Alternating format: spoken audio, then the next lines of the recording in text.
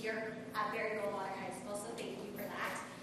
We have several school leaders here as well as police and people who are impacted because of all these threats that have been happening from students, parents, teachers. We also have an attorney here and a social worker to help round out this conversation that we're having tonight. So before we start, we want to involve everyone, so if you're watching online or if you're in the audience, you can go to abc15.com/townhall and you can submit questions there too, and so we will try and answer some of them. We've received actually quite a few questions from our community. I know some of you guys have pushed them out to your communities as well, so we tried to narrow them down. A lot of them were about somewhat the same, so we'll be asking some of those tonight. So again, that's abc15.com/townhall. There's also a QR code on your bios if you want to scan those as well. And so just so you know, we won't be able to get to everyone's questions. We do have a lot, again, as I had said. So to start off, we're going to talk about the magnitude of these threats and how often our schools are being inundated. Right now, we had a situation today at Chandler High School, or in the Chandler Unified School District, I should say. There were 2 swatting incidents with the Chandler police, so they had to go there, and there were no credible threats there. So going into the magnitude of things, we're going to go into statistics from the Arizona Counterterrorism Information Center. They sent this situational bulletin out to schools last month. So from January this year to September 3rd, the agency said it received 177 reports of school threats. And then on September 4th, there was a school shooting in Georgia that happened. So going from September 4th through September 24th, there were 130 reports. So within 20 days, you can just see how bad it's been for Arizona specifically. I know it's happening nationwide as well, but that is a problem. So then students are being arrested, and some are telling police that they thought they were a joke, but it's causing a lot of harm, as you all know, and it's causing a lot of resources, taking up a lot of people's times. And so when we asked the community to submit these questions to us, we also asked them if they felt like their schools were safe. On a scale of 1 to 10, 1 being not safe and then 10 being extremely safe, we asked them, how safe do you feel local schools are currently? And so we did get a lot of people on both ends of the spectrum. We got people who said 10, and we got people who said 1, but the consensus, or the median that we got was actually 5. So there's that, and that's how people have been feeling about our schools. And so we have 2 police departments present here tonight, so we'll go into our panelists first. With Phoenix Police, we have here Sergeant Kane Kimball. So we'll start off with you. If you can introduce yourself and give us what your department has been going through recently. Yeah, thank you very much for having me. And thank you for the opportunity to speak at this town hall. My name is Kane Kimball. I am a sergeant with the Phoenix Police Department's Violent Crimes Bureau. I am over the School Crimes and Bias Crime Squad. I've been with the Phoenix Police Department for 23 years, and I've been in this assignment for the last year and a half.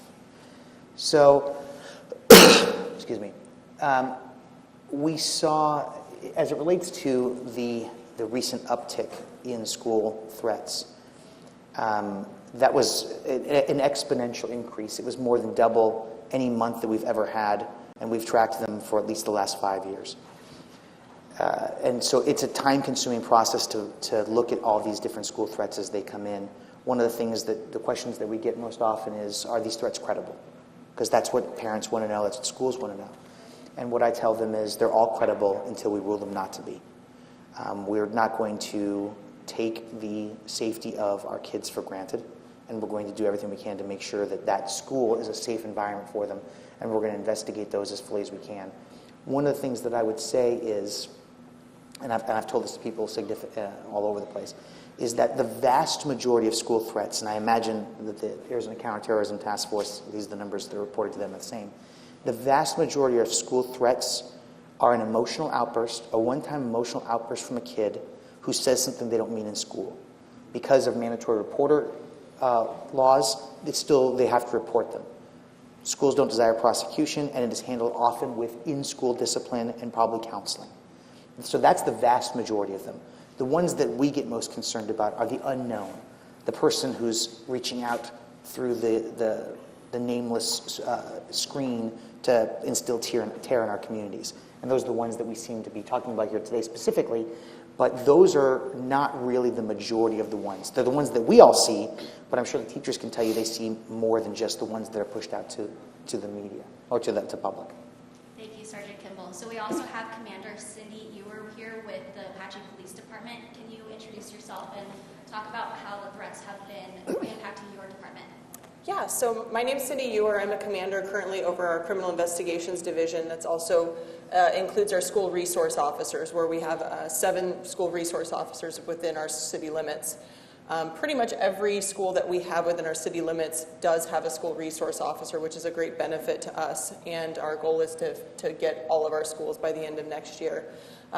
One of the things that has really impacted us, especially in the last month, since the school threats that have gone up higher, is we did have 1 student arrested last month for school threats. And the problem that we encounter is trying to verify that those threats are or are not credible while still allowing the school to continue on and maintain what their day-to-day operations are while simultaneously investigating those threats, because we do have students that are impacted by those threats that are going to school every day and trying to juggle and weigh the outcome of closing the school down, locking the school down, and also investigating at the same time. This one was a threat that we were able to deem non-credible very quickly, and were able to take swift action with the assistance of our school resource officer and superintendent and district office that really took it seriously. But it is a balancing act of where we're trying to make sure that we are keeping our kids safe, but also maintaining stability for the students that are in that school as easily as possible while we determine whether it is a credible threat or not. And this was an online post, and that's what we have been seeing more and more of, is the online social media posts, because there are students that are presenting a persona online and presenting a different persona in person. And so trying to articulate which children are doing which one of those, we really rely on our school resource officers to help us get into the schools and understand our children. Thank you so much. So now we're going to introduce the rest of our panelists. They're going to quickly talk about how these threats in this last month have impacted them. So we'll start with Dr. Curtis Finch with Deer Valley Unified. Thanks for hosting this. Appreciate it. ABC15, appreciate it. This is my 8th year as superintendent in Deer Valley, my 26th year as a superintendent. And what I've learned over these many years in multiple states is you can have the best fences, you can have the best badge systems, you can have the best cameras, but your best defense is information, your students.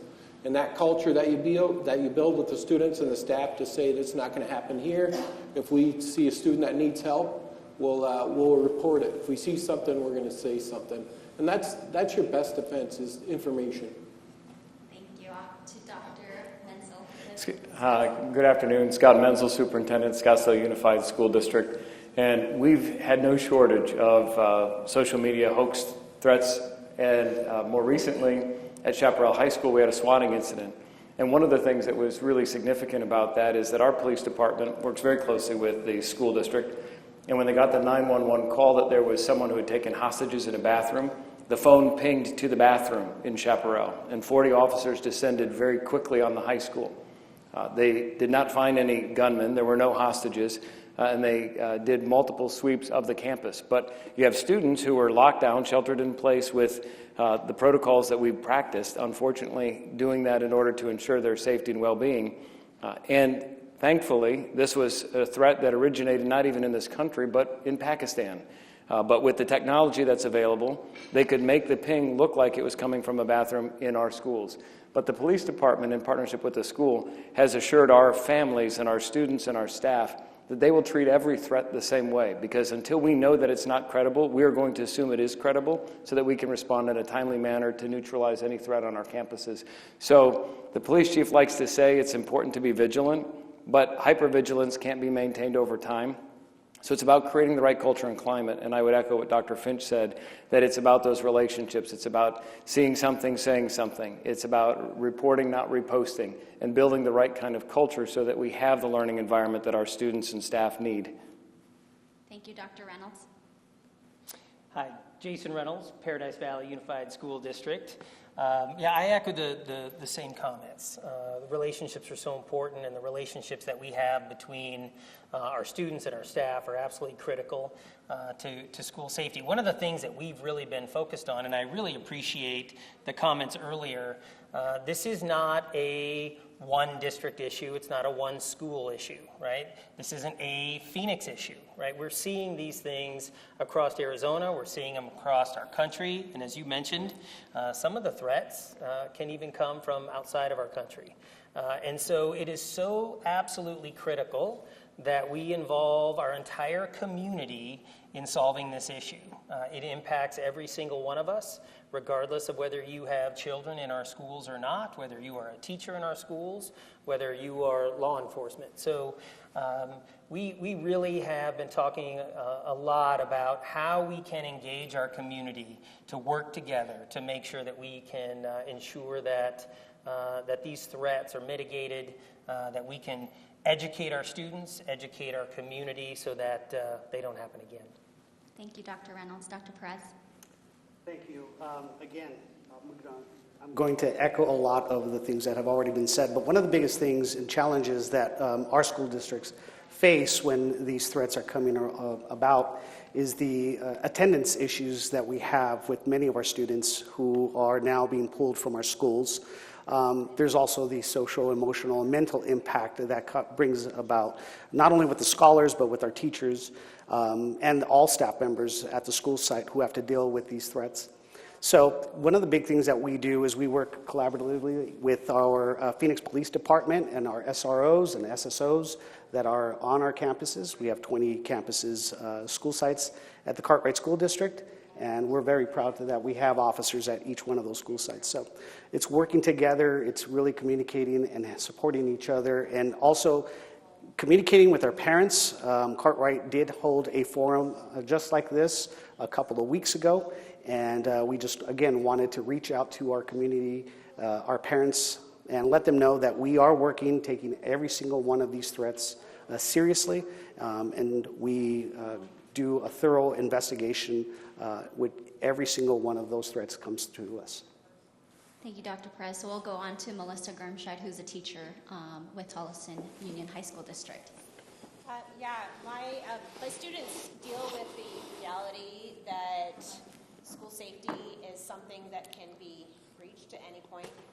We've had, since the school threats have happened, I've seen an increase in anxiety amongst my students to the point where this past week we had an incident in our community where our police department had asked us to go into a secure mode, kind of not letting anyone on campus. And we had students, I had students in my classroom who immediately started asking. They asked if the windows are bulletproof. They asked, what do we do if something's on campus? They started panicking to the point where I looked at them and said, can you please let parents know we're okay? You're in my classroom. You know, they can contact me, message me if they need to know anything else that's going on. But I've seen the toll that all these threats is taking on their comfort level being at school. When we get threats like this, we see absenteeism rise, and that creates a huge problem academically for these kids because they're missing out on school for something that can be absolutely not credible, and it's affecting their ability to be a successful student. Thank you. On to Trina. Hi, my name is Trina Berg. I'm a high school teacher. I've been a teacher for 24 years. I've taught everything from middle school to high school, special ed, general ed, and it's definitely changed a lot in my career. Same as what Melissa said, the anxiety level has definitely risen and continues to rise. And every time the threats are going around on social media, the kids come in and they're like, have you seen the threats? Have you seen the threats? And they tell you, like, I'm nervous. I don't like this. This makes me anxious. This, they're expressing that anxiety. When we do our drills, it's hard to take them not seriously because they are serious, but you also don't want to be so serious about them that they're freaked out the whole time. One lockdown drill can take 30 minutes, and the administration and school resource officers have to go around and make sure that we're, our doors are actually locked and we've done the things. And every time the door handle jingles when we're in a lockdown drill, you could cut the anxiety with a knife in the room. It's so thick, and they're so nervous, and they know what's going to happen, and it still makes them jump, and it makes them very jumpy. I agree with the absenteeism. We have kids that are absent the next day. We have had classrooms with half the kids gone. So now as a teacher, you're faced with, do I try and move on and try and catch all these kids up, or do we review for the day and just continue our day tomorrow? It's definitely been a big change. And, when you're dealing with elementary kids, the littles, trying to explain these drills to them, all the way up to the high school kids who are fully aware and have lived literally their entire life with very publicized school shootings, it is a very different situation today than it was even 10 years ago. Thank you. Kendall? Yeah, hi, I'm Kendall Catalan-Songer. I'm a social worker with Osborne School District. I work specifically very closely with our program for students with emotional disabilities. So I am on the campus. I'm one of the people who does the risk assessments with our students who have made threats on campus, and threats of all kinds of violence. I know a lot of times, and what we're talking about a lot right now, is like those big instances of violence that we think about, but it's also a lot of interpersonal violence and the small threats that are not small, but that get made every single day on the campuses. And being one of the people on the team at my school who responds to these and tries to figure out to the best of our ability if the threat is credible and what we can do to help is a very, very big part of my role. And like many other people have mentioned, it's really a pervasive issue. It's not just about the student who made the threat or the group of students who made the threat. It's the students who heard it. It's the other students around, the students who are absent, who heard about it on social media, the parents. And it is a lot to navigate and takes up a lot of time and space for all of our resources, very stretched thin very quickly. But I mean, incredibly important to make sure that our campuses are safe. Thank you. Josh? Yeah, hi. Josh Colesrud. I was a prosecutor for 14 years at the state level, the federal level, and internationally. And now I'm a defense attorney. And, my role for today's purposes really is to talk to parents and students about how the state and the federal government looks at these scenarios, because the law is evolving as the threats evolve. And it used to be that only the juveniles were prosecuted. And now, especially there was a case in Michigan last year, the Crumble case, where the parents were charged with involuntary manslaughter after their son went on a rampage and killed a bunch of students in Michigan. And then recently in Georgia, we have the Gray case, and they've taken it a step further, where they're charging the father with second-degree murder. So that case is actually going to be a test case, because if Georgia is successful, they're setting a precedent for how every other district attorney can go about charging not only the students, but the parents, depending on the student's conduct. So I look forward to answering any questions that Fox 15 or the audience may have. Thank you. Thank you, Josh. On to Adelina. She's a parent here tonight. Thank you very much. I am a parent and been in the medical field for quite some time. I'm a student. My kids go to an elementary and middle school, and I also have a student in high school. It is heartbreaking to see everything that's happening, waking up in the morning, on a normal day, getting ready to go to work, and seeing posts with threats at the schools. It brings it's scary to see my kids at the house I am going to school, and my other son is no, I'm not gonna go. It is scary. And back in the day, I've been in the Phoenix Elementary District for forever. I grew up in this area and never gone through that. I do recall having drills, but that was about it. And nowadays, it's just in 1 month, we had so many threats that, going to work, feeling uncomfortable, seeing my coworkers, my peers, leaving their children at the house because they don't want to send their kids to school. And I am very happy that everybody is here and everyone is giving portion to our community and helping us to figure this out. Thank you. Thank you. And then Samantha, our student on stage tonight. Hi, my name is Samantha. I go to Whittier Elementary School, and I mean, it's crazy. I can't believe what's happening right now. And sorry. I mean, the word school shooting hasn't been a subject that my class and my school has really talked about until now. After the posts on social media, the comments that people have been saying, after that now, I've been scared, I've been nervous, I haven't really been wanting to go to school. And I've been thinking, like, if a school shooting does happen, I've been thinking, well, what am I going to do if it happens? How am I going to react? And I shouldn't have been thinking about what I'm going to do or how I'm going to react. Like, I should be thinking about my goals and my grades and sports and not school shootings. Thank you for sharing your perspective. And it is unfortunate that we have to be up here to discuss all of this and what's been happening. So now we're going to go into questions. Again, we received quite a few from the community. But first we're going to go back to Samantha. My question is for you.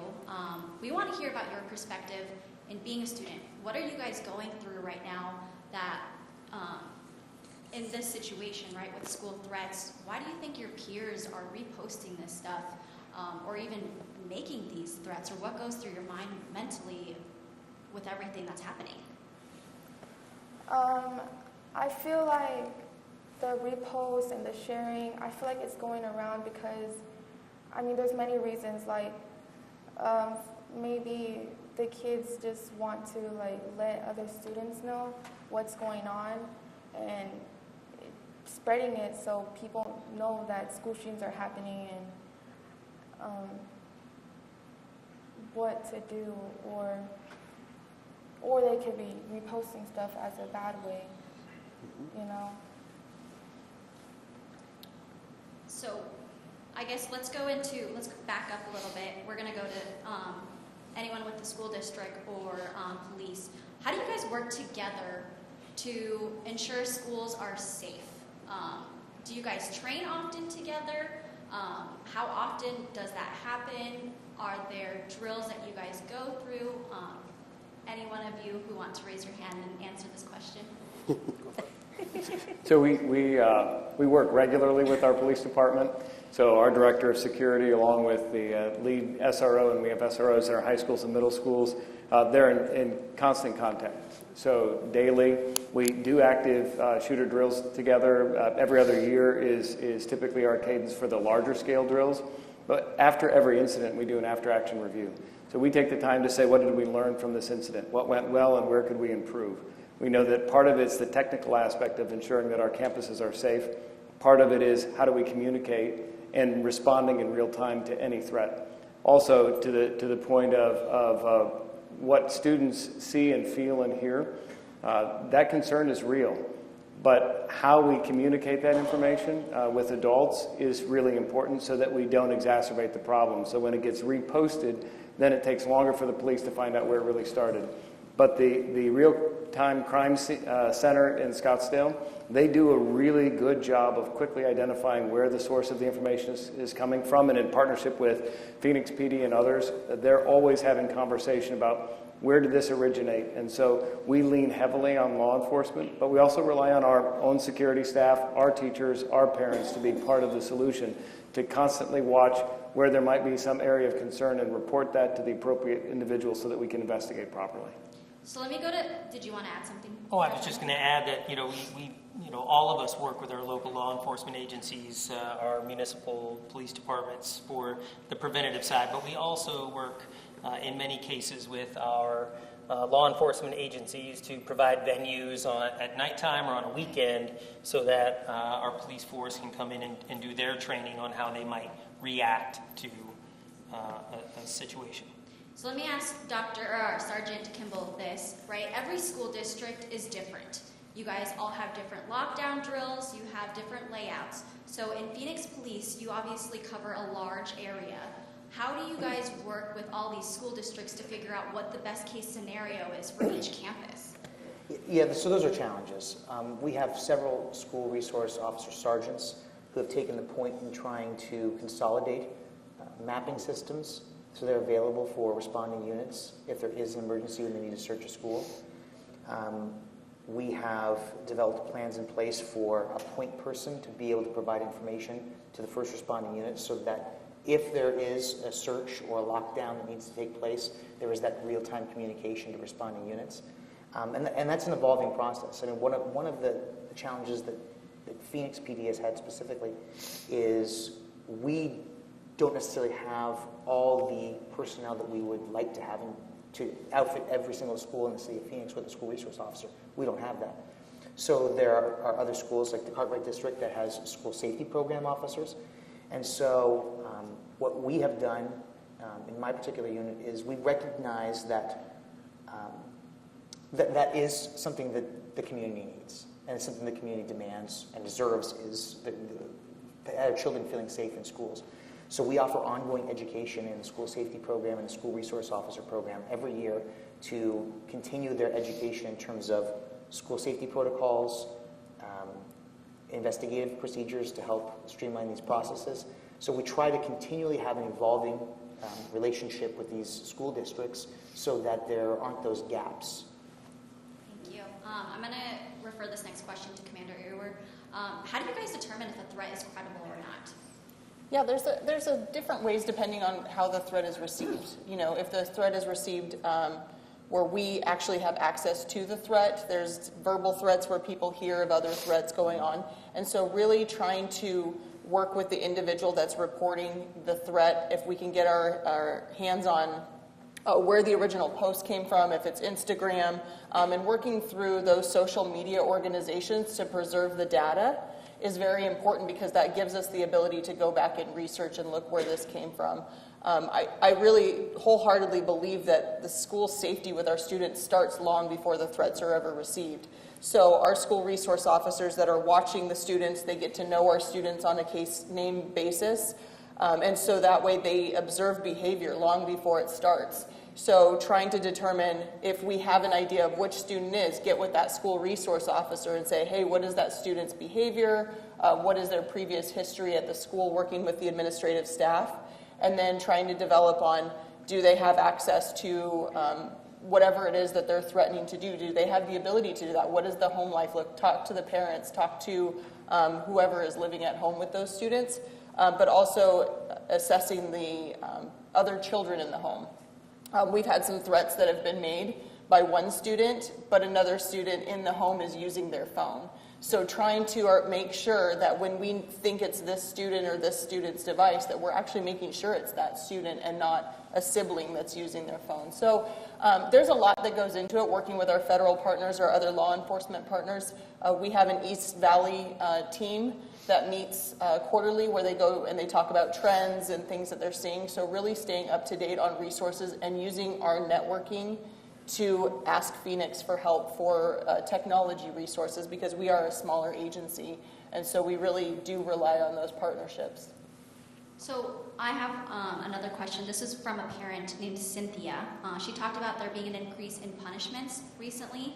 And us working in the news, it seems like there have been more arrests.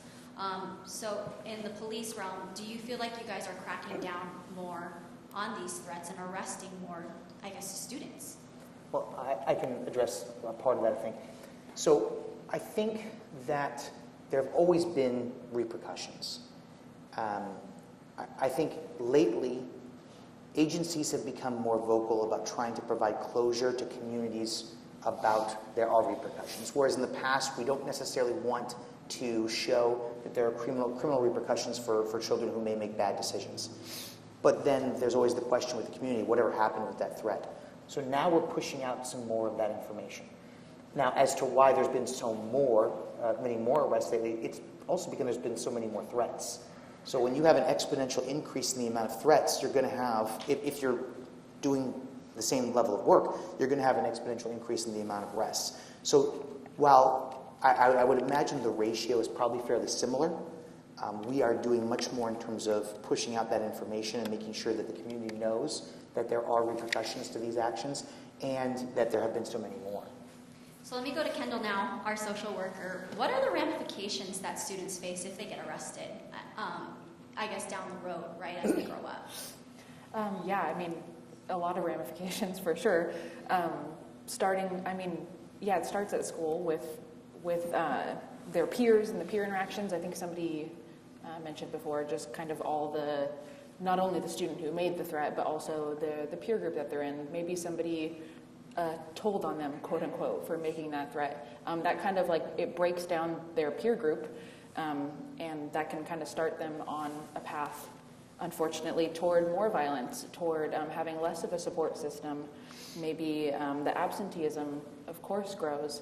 Those are kids, sometimes when they're older, they drop out of school, and now they're not educated, and just their access, one step at a time, to a successful life kind of gets taken away, down and down and down.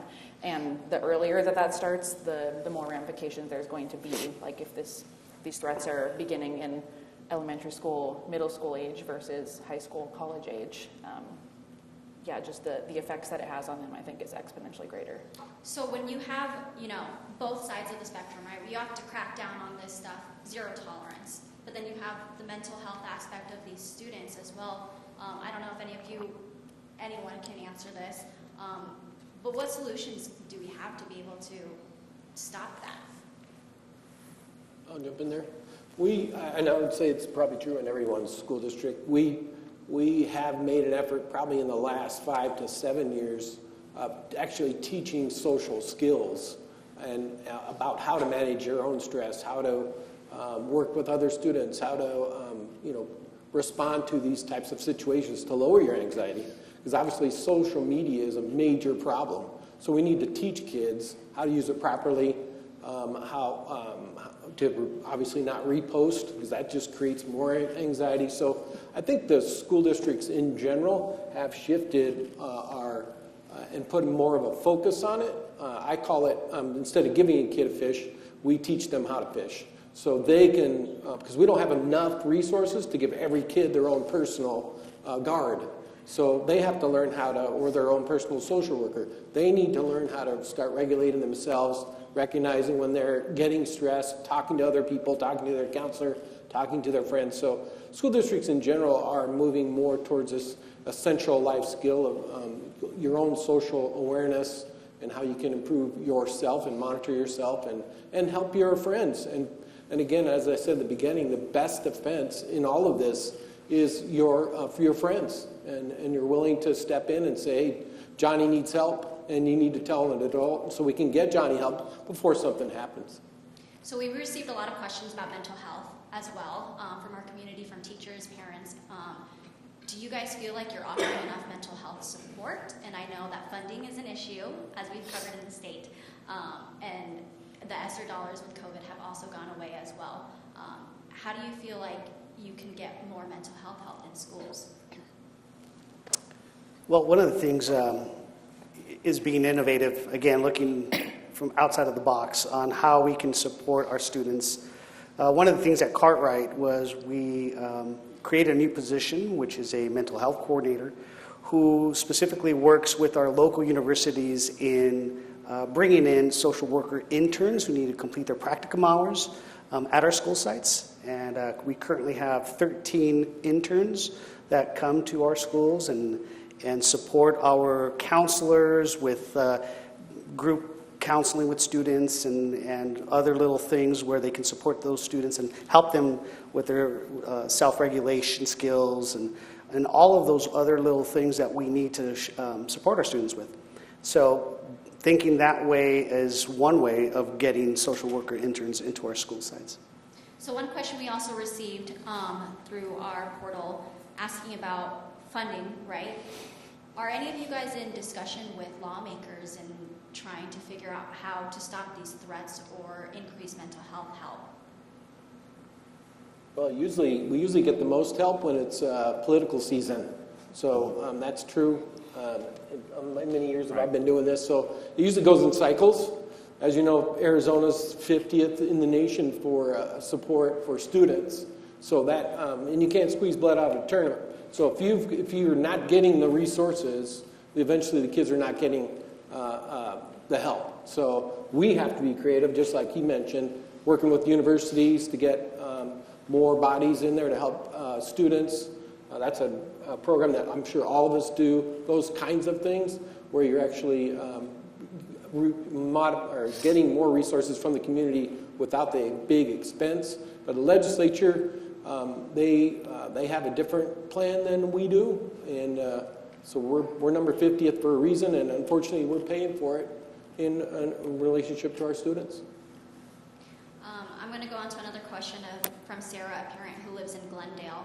What legal steps are taken when students are making threats towards schools? This will probably go towards police, and then I would like Josh to also answer that question.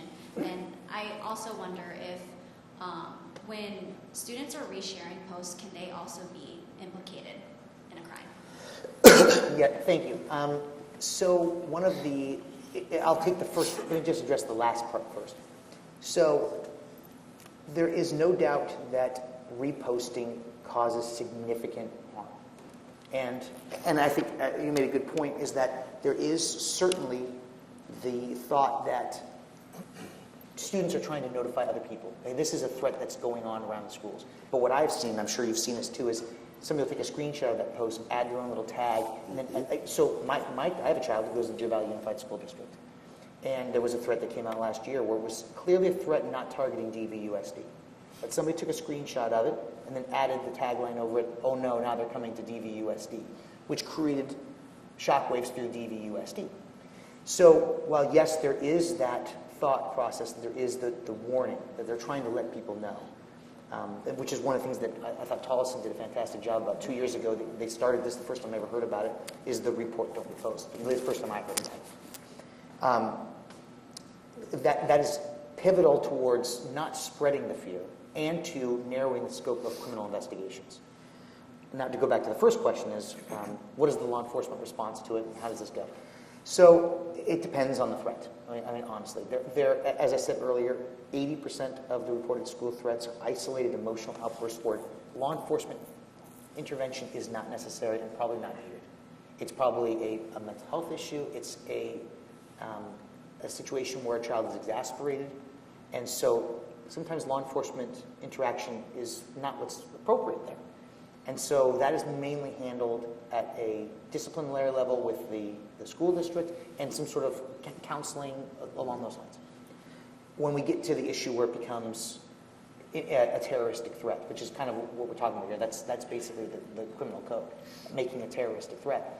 That's a felony offense. And there are other felony offenses that go hand in hand with a terroristic threat.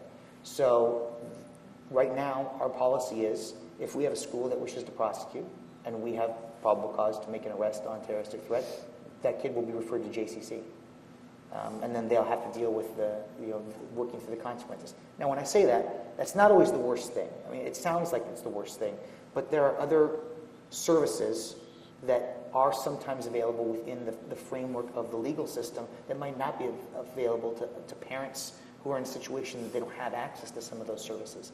So while obviously that's not what we would prefer to be the first recourse, it is a potential access to some of these services that other kids might not have immediate availability to. So Josh, how, as a former prosecutor, what are you guys what do they look for to prosecute a student, as well as possibly their parent? Great question, and I agree with everything that the officer said. Especially, the first thing that needs to happen is to do a threat assessment to determine, what level of engagement, police officers are going to have. I'll give you an example. The Georgia case, which we're all familiar with, the shooting happened around 10 a.m.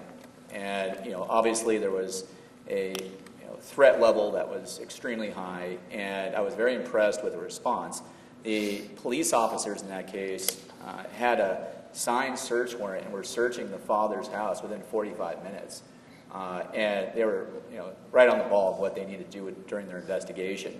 And to take this a step further, talking about the terroristic threats, there was a question about whether or not a child can be prosecuted for reposting and what responsibilities parents have.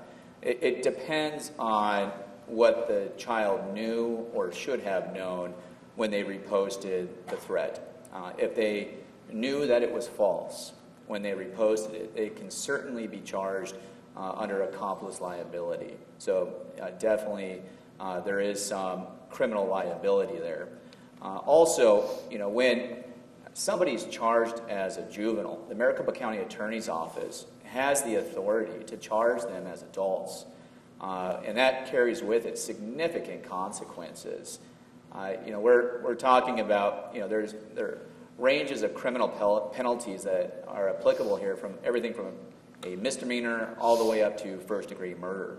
And even if the Maricopa County Attorney's Office chooses not to prosecute a juvenile as an adult, there still are severe consequences, because if the juvenile's name is released, for instance, and there are news articles about the juvenile being associated with any type of terroristic activity, that's going to be with them for the rest of their lives. Whether they're applying to college, applying for jobs. I can tell you, every time I hire a new staff in my law firm, I always check and Google their names to see what they're associated with.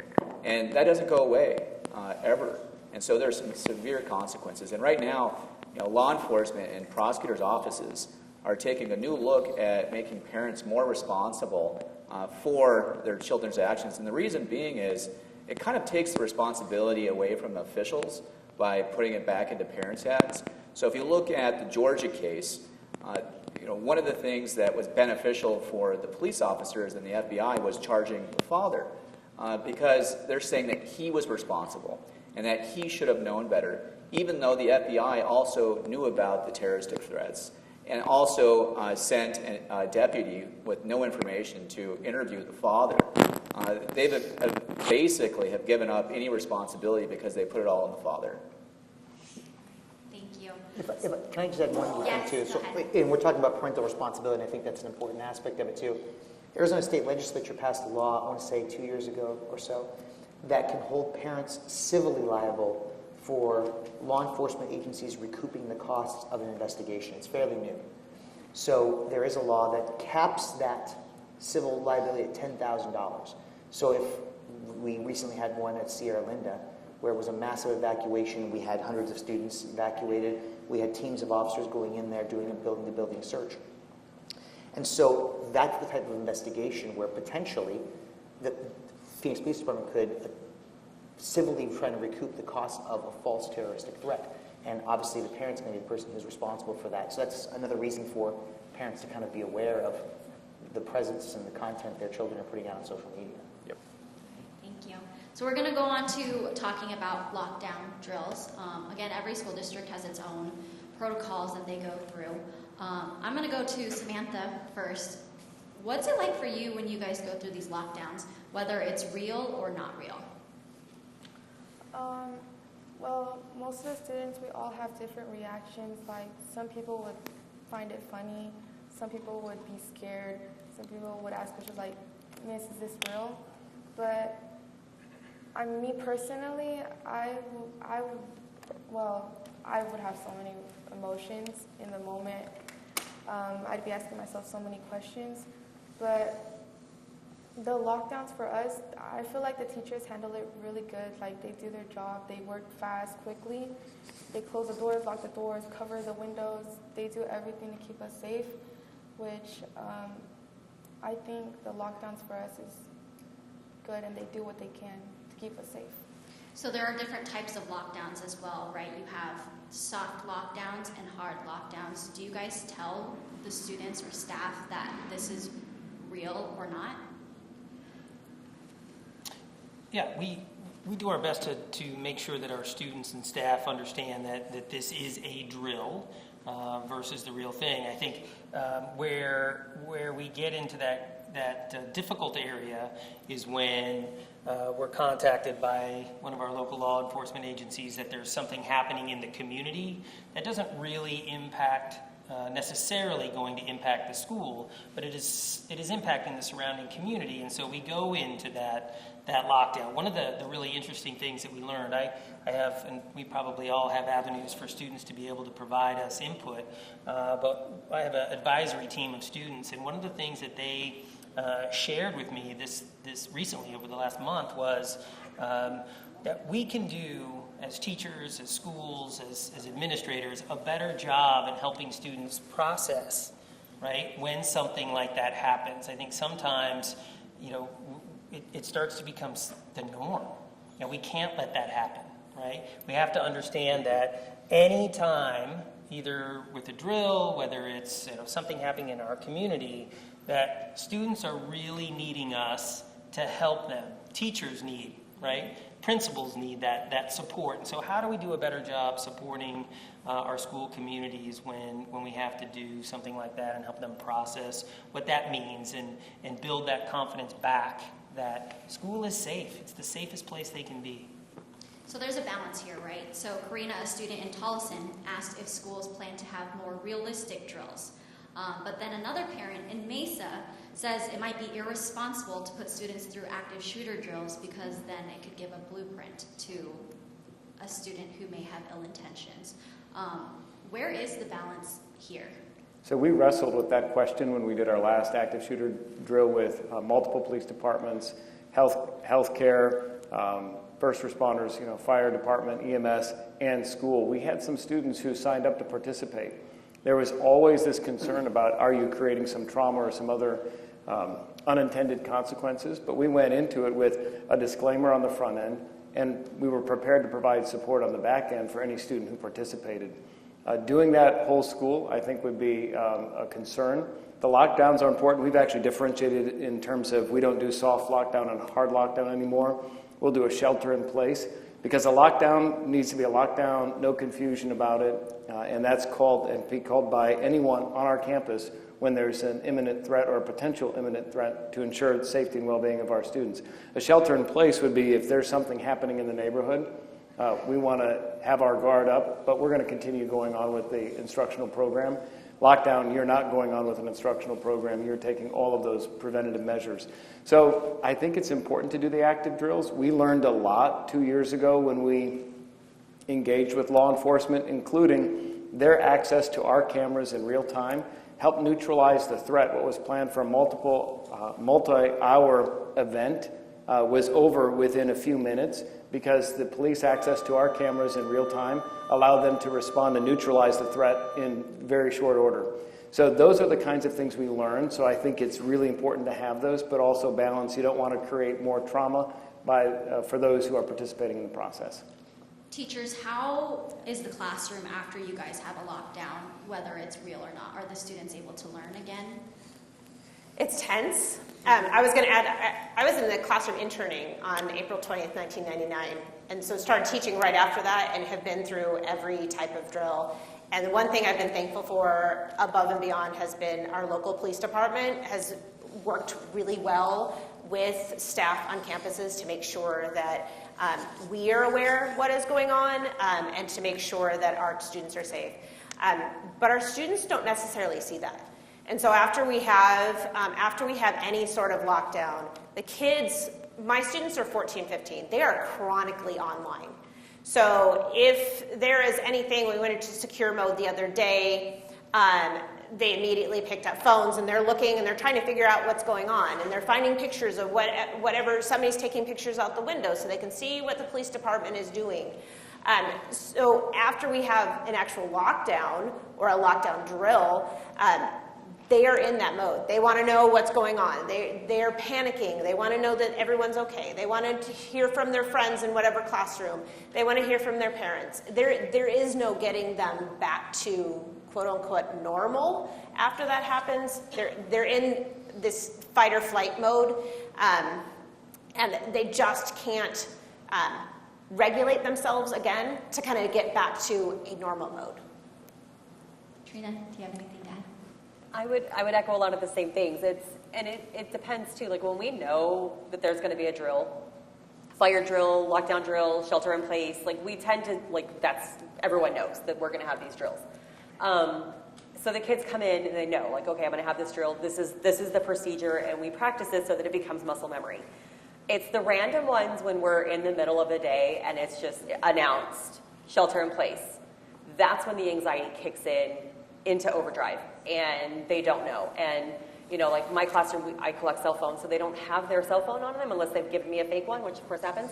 But that's the first thing. Can I have my phone? Can I do this? Can I do that? No, we're going to wait a minute because we don't know what this is yet. And so right now we're a shelter in place. We're going to continue on their day. It's those unknowns that really kick that into overdrive. And when it's an unknown, it is much harder. It is almost impossible to get them back ready to learn, because you cannot learn if you are not in an emotional state to learn, period. And so oftentimes I'm not able to regroup them. If it's a planned drill and we know it and they're ready for it, it's a much quicker recovery, because it's in their brain already that we're going to do this. It's when something happens out in the community and it's unexpected, it's done. And for a lot of kids, it's done for the rest of the day, because they're just emotionally not prepared to learn after that. Kendall, so what skills can students have, or what solutions are there to help them cope through something like that? I think that's where going like way back in the prevention comes, and building that community of safety, and really instilling students with the knowledge of like these specific drills that we do and why we do them, and all that like pre-teaching that happens. But then also just that focus on safety and uplifting them, and building those social communities within themselves, within their classrooms, the connection to their teachers, because all of that underlying safety piece, it helps in the day-to-day, helps them get to school, helps foster their growth and their learning socially and academically, but it also is like the biggest tool in those moments of heightened anxiety that we can revert to. We know how to be safe together. We know how to rely on each other. We have trust in each other. We have trust in ourselves, in our own emotional responses. And then the people who are on campus, like the trusted adults, the teachers, the principals, the social workers, the psychologists, really knowing, or really making sure our students know that we are available and ready to meet them where they're at when all is said and done too, for kind of the aftermath. Thank you. So our next question, several parents across the valley asked about metal detectors. In my reporting, I know we've done some stories about school districts that have weapons detectors. I realize that your school districts don't have any. Is there a reason why? Do you guys think about having that? Yes. Philosophically, I think if you're at that stage, it's almost like you're giving up. So philosophically, I've wrestled with this, obviously. But if we know anything about teenagers, no matter what fence you put around them, they're going to find a way around it. Same with a metal detector.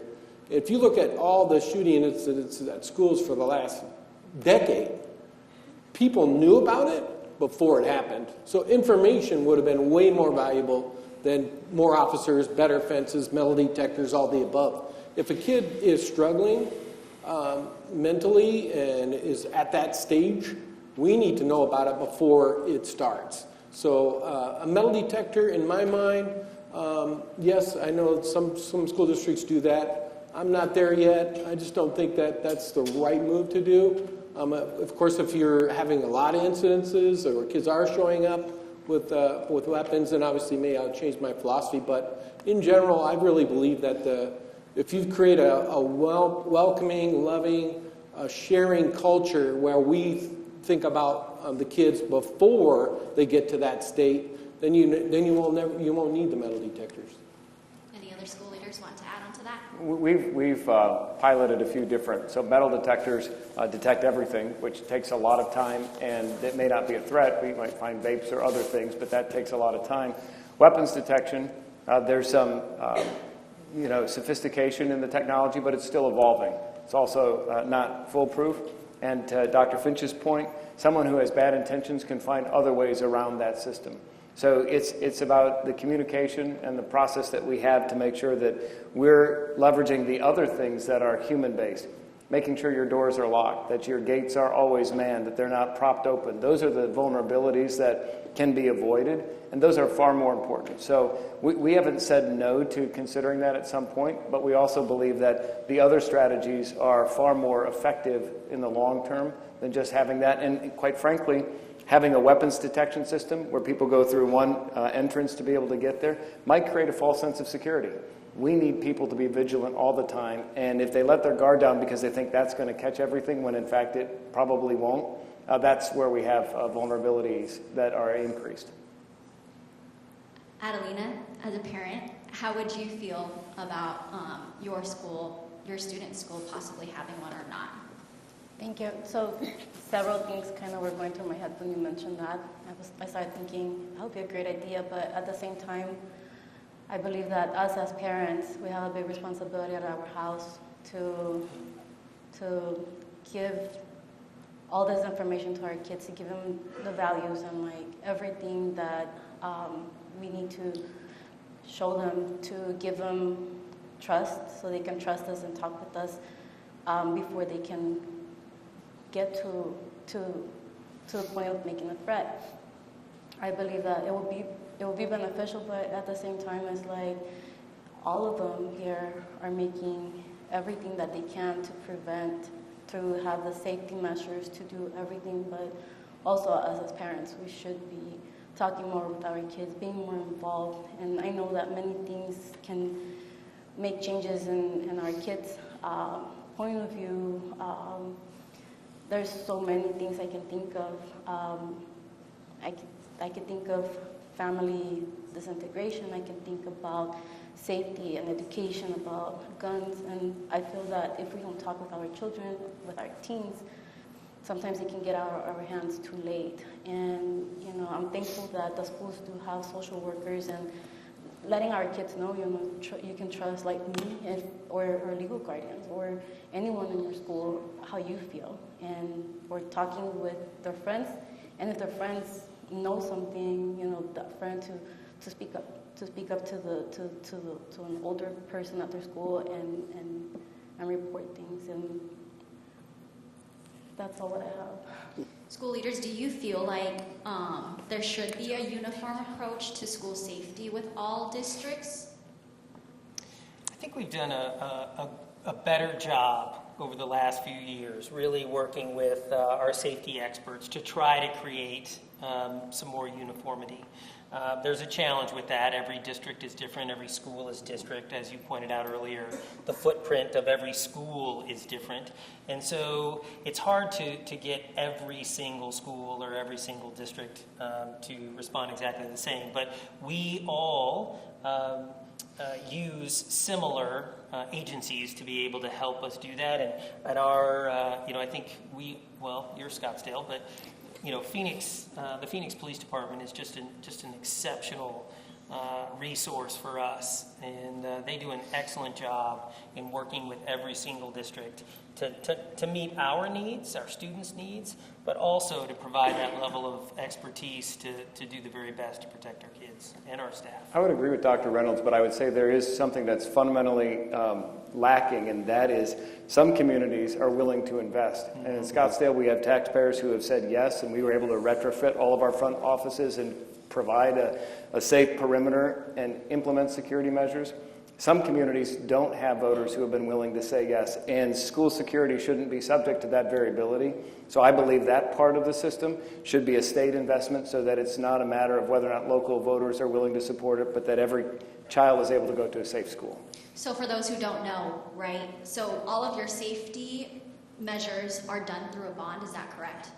All of ours are. Right. And again, it depends on as he's mentioning, it's your community. Because it's really, both of your bonds and your overrides are community-based. So, and we have one coming up in November as well. And a lot of safety features are in there. So it's up to our voters to decide whether they want those features in our schools or not.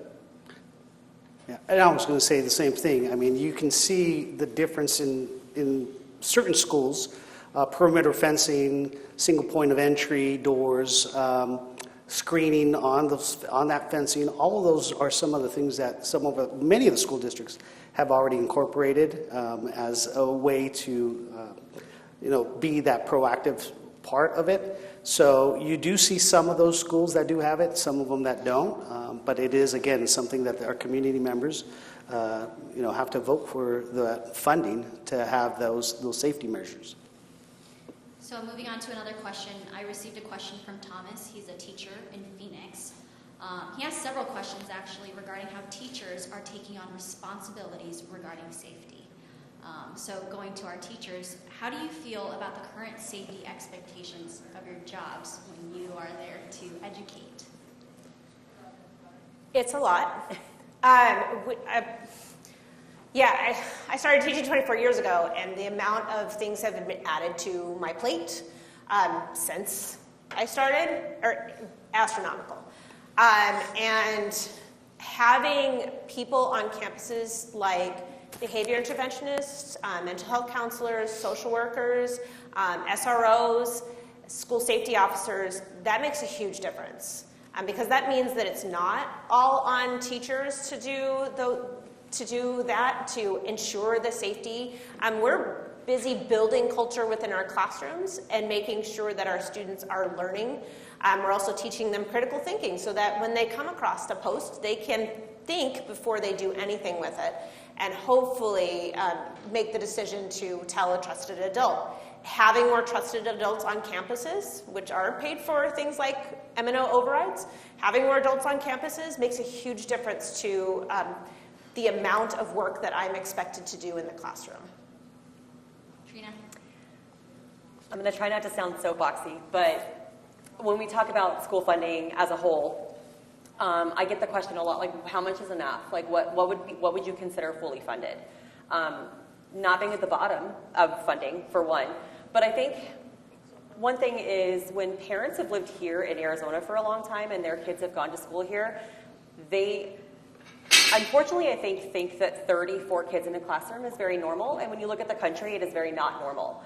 If we could fund enough that we could actually hire enough teachers who would want to stay in the profession, because that is a massive problem, this turnover, that we could get our class sizes down to 24, 28, that allows me as a teacher to make those connections much easier and quicker with my students. There's a big difference from 28 to 34. It doesn't sound like a big difference, but it's a massive difference in size. That goes back to the more trusted adults. The more teachers you have on your campus, the smaller your class sizes, the more trusted adults you have. When you have teachers who last longer in the profession, you get to know families, and you get to learn about the family, the dynamics. You know your students' dogs' names. You know all the things about your families, and you can start to see if things are crumbling and falling apart, and you can pull in those resources.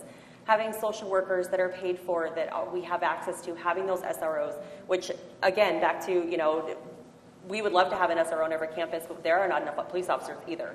All of this comes back to funding, and we unfortunately have this war, this battle in education right now of some people don't want social workers because they think we're psychoanalyzing kids and psychotherapies and all these things, and that's not the role. So we have internal battles within our communities of we need to get rid of social workers, and we're begging for them because we can intervene with these issues hopefully before anything major ever happens. It is much better to try and be that proactive district and try and be that proactive education system. So it really does truly all come back to funding. We need the funding to be able to hire the resources and have the resources and have the not just, your kids that are struggling academically often are also struggling emotionally. And we do have to teach some of these basic social skills that some, again, we have some community members like that's the parent's job. And we're like, okay, but we still need to do it. Because it's not happening everywhere, and not everyone has the ability to have that family that's willing or able to do that. Having the more trusted adults is key. The more trusted adults you have that know our families, the safer our community is going to be, and the more comfortable kids are going to be to come to you and say, hey, this is happening. Because when I've had siblings now that went through my middle school, went through my high school, I've got a new set of siblings that have come in. Like, I am one of those trusted adults, but when you have a different teacher every 2 to 3, 4 years, you just don't build the community the same way that a lot of us went to school with the same teachers that had been there for a really long time. And that is a very different feeling tone in a school than schools that have all brand new teachers all the time. And it's, so that's always one of my answers to, well, how much is enough when it comes to funding? Let's be able to fund some of those things. And I agree that all the safety features we're putting on campuses should not come down to this community says yes and this community says no. That should be a basic. It should be a given. It should be built into our budgets, and it is not. Thank you. So another teacher who lives in Phoenix asked about teachers who may be willing to carry a firearm to protect students and how we can train them. I know this is somewhat of a controversial topic. Not very many school districts in Arizona have teachers who are armed. I've covered one in western Arizona. How do you guys feel about that as school leaders as well as teachers? Well, I have major concerns. I think in talking with law enforcement, the moment where you confront the crisis becomes a challenge. When law enforcement shows up on campus, they don't know if the person with the gun is the shooter or someone who's trying to do something good. So that differentiation in real time could result in something bad happening to a person who was trying to do something good. So there are a lot of unintended consequences that could happen as a result of that. And I came from Michigan, where a superintendent was shot and killed by an angry teacher who actually had to go home to get a gun and come back to come and shoot the superintendent. But if you have weapons and you don't know who has them and how they're being used and what their training is and all of the rest, it creates this untenable environment. I'd prefer to have law enforcement where I know they've been properly trained and they have weapons on campus in order to be able to neutralize a threat. But I'm definitely concerned about having armed teachers. Another part of that equation is probably response time. So in Phoenix Metro, we get good response from our resources that are around us. But obviously, if you're in Globe or you're in some neck of the woods where the police can't get there in 40 minutes or 30 minutes, that's probably where you're hearing. That might be a better location for that concept. But that's the only place that I would think that would be helpful. If it's going to take the police officer 40 minutes to get there, then that may be something you want to entertain. But here we have the resources available where they're here in 5 minutes, 10 minutes tops. Well, and I want to add, so what if a student is able to wrestle a weapon away from a teacher who has it on their person? Or what if it's left unattended in a purse or in a desk drawer or inadvertently left somewhere?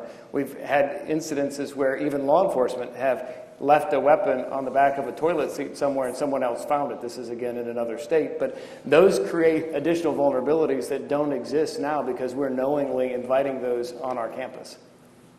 Teachers, how would you feel? Oh, absolutely not. I would say if we have an emergency, my responsibility is to the 32 children in my classroom, and I'm going to work to make sure they're safe.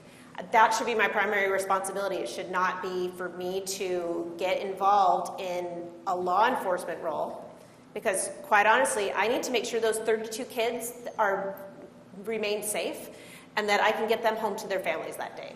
Most often when there is a school shooter, it's a student, and I do not feel that I would ever be okay with harming a student in that manner.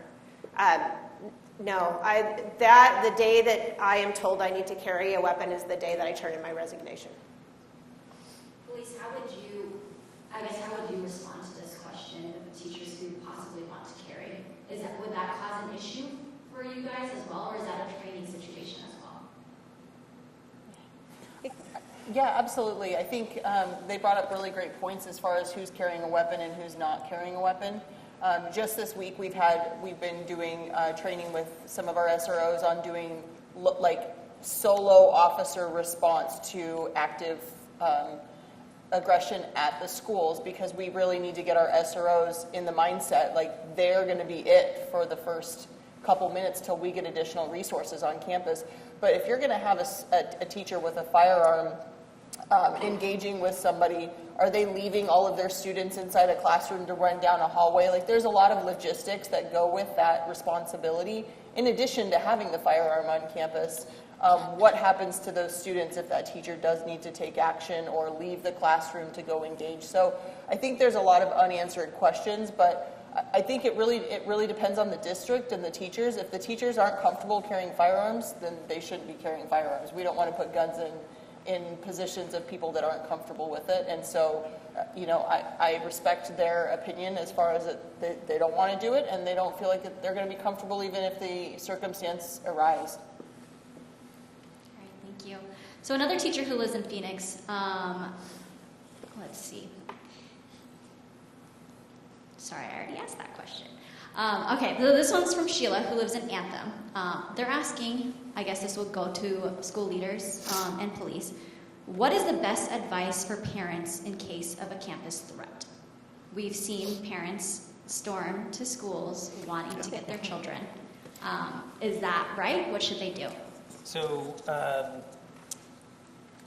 I think I'm in a unique position right now where I have both a child in a high school in the district in which I work, and then also the leader. So it's a very unique perspective, and so I understand the desire, the instinct to want to protect, to want to go get my child. But through our training, we when we put out our announcements as we work with our police departments, one of the worst things that they can do is to rush to the school to create more challenges for the school, for the police department. The best thing that parents can do, we have the technology in many cases for students to be able to, and we well know as we try to communicate with families, we can't beat a text message, right? We can't beat a post from a student with a cell phone. So if they can find ways, we have lots of teachers, we heard that earlier, where teachers will say, contact your mom and dad, contact your guardian, whoever it is, your family, let them know you're safe. But our recommendation, please don't rush to the school. It creates another set of challenges for our first responders. It creates another set of challenges for our incident commanders. And when they don't know what's going on, if they give their own assessment of what they see or hear or have seen online and post it and continue to post it, it actually makes it worse as well. Wait until you hear from the school district what is happening. Don't trust any post that you are seeing, because 9 times out of 10 it's incorrect information. And so wait for your school to send out the blurb on the website or a text or robo-text to all the parents, hey, this is what's happening. It's an incident that's happening in our community. It's not at the school, etc. The best thing parents can do is just hang tight. And just to build on Dr. Finch, right, that's one of the criticisms that we get when there is a situation that happens on one of our campuses, where the parents, the community, they want information faster than we can provide it. And I think it's important for our entire community to remember that, yes, speed is important to us. We want to get information to our parents, to our students, to our teachers as fast as we possibly can, but it's more important, to Dr. Finch's point, that information is accurate. And so we're going to make sure that we're providing accurate information as quickly as we can.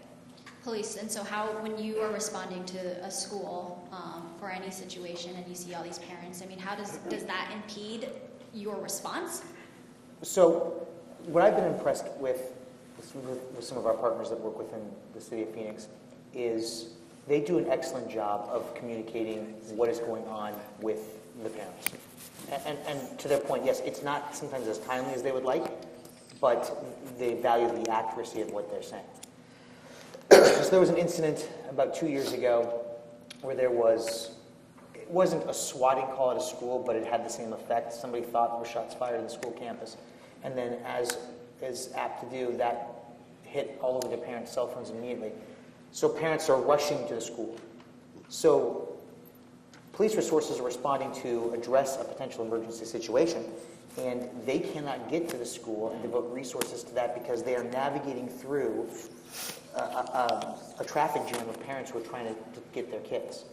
So yes, there are significant logistical challenges in the worst case scenario in us trying to get to where we need to be when all the parents are coming as well.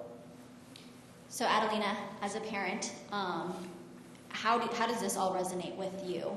What would you do in a situation if your child's school was in a lockdown?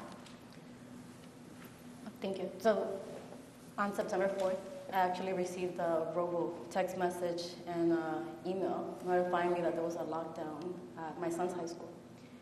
And so I was looking at it and I was like, should I just leave? That's the first thing that comes to my mind. You know, it's my son right there. And so I feel that after this forum, a lot of parents are going to learn that we don't have to rush out to the schools. You know, we have to wait for that message. And it is hard for us as parents because, you know, we have our kids there. But my first thought that day was, I need to go. But at the same time, I couldn't because we work with patients, so couldn't leave. And so I just had to wait for a message, and I did trust on the process, so did receive a message that everything was fine and that everybody was getting dismissed at the time that the school ended, so I felt better at the moment. I did send a text message to my son, and I'm like, hey, are you okay? And I just got a yes. I'm like, okay, we're good. But it is I just feel frustrated at the moment receiving those messages, or just wanting to, or if there's something on the news, like looking out or just checking on social media, ABC. But that's how I felt. All right, thank you. So from Stephanie, a parent who lives in Phoenix, she says it seems like many of the school shooters are kids who are known to have many behavioral problems. Is there a coordinated system involving staff or students reporting concerns to schools? And does that involve school counselors, principals, resource officers to discuss these identified students? It can be any or all of the above. So when we have concerns that are expressed, we'll do a behavior threat assessment. We'll determine if a threat is transient or substantive. We'll determine whether or not a student has access to weapons at home, whether or not those weapons are secured or not. If there's a pattern of behavior over time, we have resources within the school system to try to get at the root cause issue. Ultimately, what we want is to ensure that students have the support they need to be able to be successful in the educational environment. We want them to be able to address whatever those concerns are that might be causing the behavior that has raised and heightened awareness. So there are a lot of different people who engage, but we always want people to report any concern that they might see on social media, that they might overhear in the hallway, because we can only investigate the things we know about. So the important thing is to report when you hear, and then we'll engage the right people across the school continuum to conduct that behavior threat assessment and determine what the proper next step is. Dr. Perez, do you have anything to add? I mean, you're absolutely correct. That is one of the things that we have to do. Not only that, I think also is what you've heard a lot is building those relationships, you know, with our students and our staff members, understanding the students, having more teachers, having more adults on campuses so that they can understand and know the students, so that when they start seeing the changes occur with the student, maybe their attitude to certain things, we can, you know, we can reply and we can support the student quickly instead of having it gain to a point where you know, we're trying to figure out what else can we do. So it's very important that we build those communities with those relationships with our students. So Sarah, who is watching online, she's an educational staff member in Avondale. She says that she feels she is not hearing many responses or conversation that suggests solutions. So what can we do, and what proactive campaigns can be done regarding school safety and these threats? Well, I think it's pretty obvious that social media is probably 95% of the problem. So as a parent and as an educator, we need to be teaching our kids the power of it and the negative power of it. And when the police officers mentioned, there's big time consequences. And if kids, probably the people that we want watching this aren't watching this. So it's their friends that have to teach their friends to teach their parents, et cetera, et cetera. That's how you create a community and a culture of this is going to be a safe place. America's schools are super safe. We're one of the safest institutions in America. No one's ever been hurt behind a locked door in America, ever. It's always happened out in open spaces. So we've trained for all these things to protect The teachers talk about, hey, if I can shut my door, lock my door, work with my 30 kids that I know, I can calm them down, I can keep them safe. And we do all those types of drills for a reason. But the solutions are, I believe, are all around social media. It's creating a frenzy. It's either parents not helping the situation, it's students not helping the situation. But if you can do education, you can actually make a difference. And that it's when you trust your teacher, when you trust your SRO, when you trust your counselor, you're going to tell us when Johnny's struggling. And that's the real solutions. You can have the best fences. I said this at the beginning. You can have the best badge system, the best gates, but if you don't have information, they're worthless. You have to have relationships with students, and it has to be positive, so they're willing to tell us when they're struggling or when their friends are struggling. And I think it goes, to piggyback off what you were saying. It's that intervention. Right, and I also mentioned this at the beginning, where this is a community issue. We want to be a place as public schools where if our parents are struggling at home with their teenager or their child, that we have resources, and if we don't have resources, we can get you connected to the resources you might need. But through our SROs, through our social workers, through our teachers, our staff members, administrators, right? If we're all working together to make sure that we identify students, and not just in school safety, but in all, our kids come to us every single day with all kinds of needs. And as a community, we need to be looking for those signs, looking for those issues, and finding more and better ways to intervene prior to it becoming a concern. And I would add, I think it's important to create a culture and a sense of belonging for all students. We've seen a rise in anti-Semitic behavior across campuses in the Valley. It's not acceptable to target any group or any individual based on their identity, whether it's religious, ethnicity, race. We need to respect and value every human being on our campus, student and adult. And when we create an environment, a culture of care and concern for all, that's counter to the toxic environment that we're seeing all around us politically. We can create different environments in our community, but that's a choice. It's a conscientious choice to say no to hate and yes to acceptance of every person that comes to our schools. I'm going to go to everyone else as well. Yes, so Dr. Perez, what solutions would you like to see, or what should we work towards? It starts, and I think you've heard it this night, it starts at home. Making sure that our parents are on and looking at the social media apps that their children are on. Students, do not repost, do not take screenshots and then show them to other friends. That is where the problems start. And then you, of course, do not add to the hoax or do not add to the threat, because that could just compounds more of the issues that we're seeing at our school sites. So the solution is very simple. Do not repost the message that you received, whether it's on Snapchat, Instagram, do not repost it. Report it, yes. Sergeant Kimball, what solutions would you think of? I think to echo, I don't want to sound like a broken record here, but everything they said is exactly right where the beginning of that solution comes. And I think it comes from parents and students, because the student leadership is just as important as that in that component. Parents, we've given this unbelievable tool to kids, and for a lot of times there's no guide rails on how to maneuver that tool.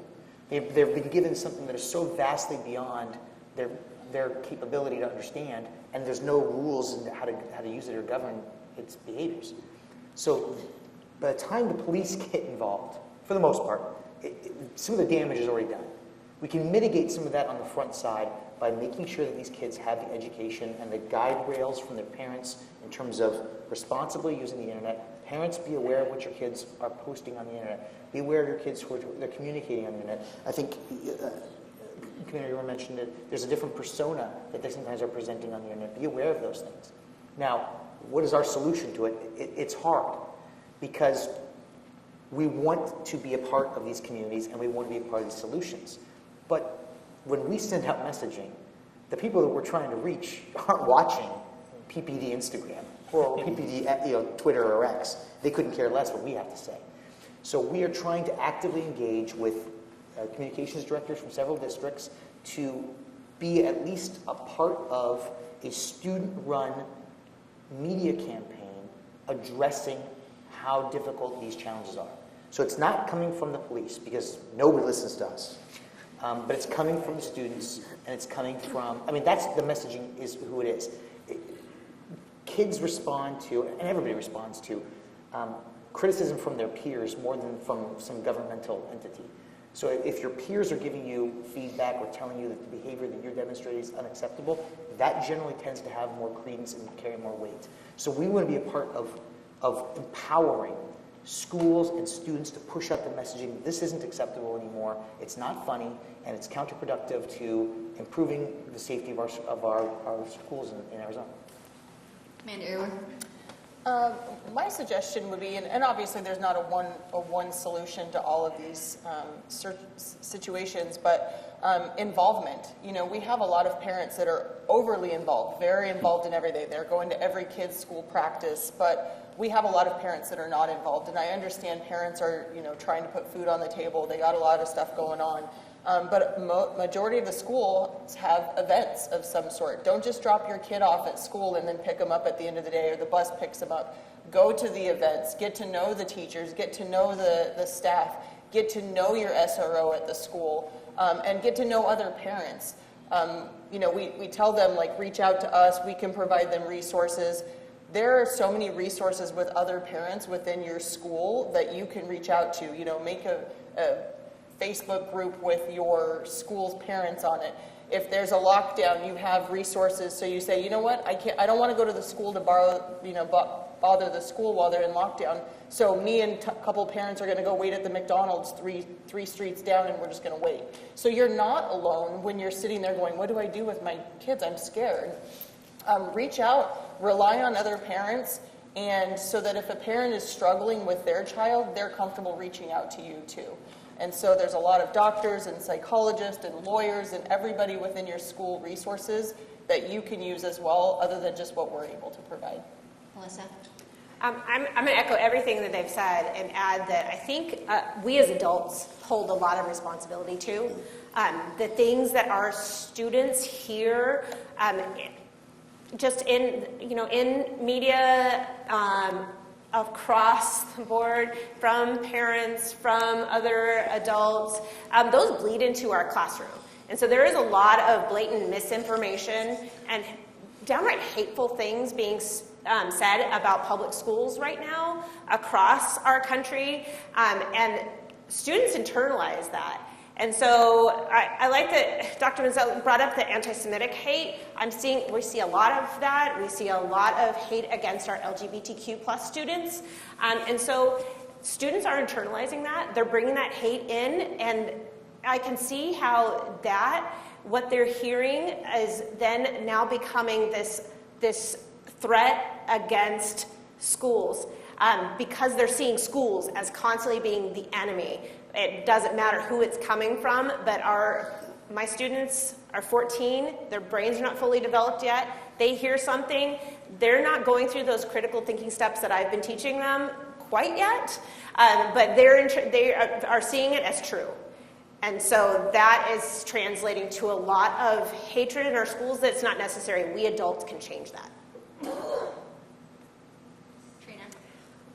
Obviously, everything that's been said, but I think as a mom, because I'm also a parent of a 7th grader who is at a school very close to mine, so I have that same, like, what if something happened? It would be very hard for me not to leave my school to go to my son's school. I think as a parent, making decisions, if you make the decision to give your student a cell phone with all of the access, a lot of our districts provide online trainings on, like, bully prevention, recognizing signs of anxiety and how to deal with anxiety. And some of them have been like, I've attended some on, like, vape and, like, how to recognize, like, different devices that kids are using because they do not look like the vapes we have in our brains. Some of it is, learning what your kids are doing on social media with the apps that hide what they're actually doing on social media. Like, as a parent, that's my responsibility if I choose to give my student, my son, that access. A lot of that stuff the schools provide, and we offer those, and unfortunately they're not very well attended. And I think as an adult, if we're just willing to continue to learn ourselves, because this is not the world that we grew up in at all. So being willing to adapt and learn, and these kids have lived their entire lives in front of a screen, and social media is a really big thing. But I also think that we can always use as a teacher, as an educator, PD on also like learning to recognize the anxiety in our students and how to deal with it, and within our own system, like where can we send them, who's there to help, and learning to deal with, is this kid sleeping because he's completely bored, or is there really some underlying things, like how do we get them help? So as an educator, I think we also need to be willing to learn more and how to recognize these things that we just didn't have to deal with 5-10 years ago. Kendall? Yeah, I mean, from my perspective of being a social worker, we've all, from our various perspectives, talked about those social relationships and how huge that is in interventions, but also largely in prevention. And a huge part of a social worker's role is campus-wide social emotional learning. And I think there's a lot of misconceptions about what that means and what the social worker's role is on a campus. But really it's to help target all these things that people are talking about, the using social media and not using it in a great way, and students not understanding how to parse through information, the critical thinking skills, the positive social skills. Like our job as social workers is to go into classrooms and to help teachers and to help parents educate students on how to be a productive member of society as they're growing up. So having social workers, counselors available absolutely helps this. Josh, as an attorney, when you hear about these responses or look out into the community or hear about all these threats, what solutions come up in your mind? Well, it's really tough. I heard a lot of different ideas today, and including, teachers carrying guns. I know that, the vast majority of us on the panel, don't like the idea.